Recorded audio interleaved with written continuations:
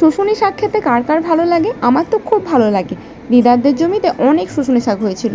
আজকে রান্না করব বলে শাক তুলতে গিয়েছিলাম, তখনই ডেলিভারি দাদার ফোন আসাতে আমি তাড়াতাড়ি করে বাড়ি ফিরে আসি। অনেক দিন ধরে এই পার্সেলটা হাতে পাওয়ার অপেক্ষায় ছিলাম, ফাইনালি এটা হাতে পেয়ে আমি তো ভীষণ খুশি। জিনিসটা আনবক্সিং করতে আমি তো আরও বেশি খুশি হলাম, কারণ আমি যে কালারটা অর্ডার করেছিলাম ঠিক সেম কালারটাই এসেছে। যা আমার ফেব্রিকটা ছিল অর্গানজা আর পার্পেল কালারের, তার উপরে ছিল সাদা সুতোর কাজ। সাদা সুতোটা পার্পেল কালারের উপরে খুব সুন্দর ফুটছিল, এটা পেয়ে তো আমি ভীষণ খুশি। কতক্ষণে এই জামা কাটিয়ে আমি পরতে পারবো সেই অপেক্ষাতেই রইলাম। তারপরে আমি দুপুরের খাবার বানাতে গেলাম। আজ দুপুরে বানাচ্ছি ইলিশ ভাপা।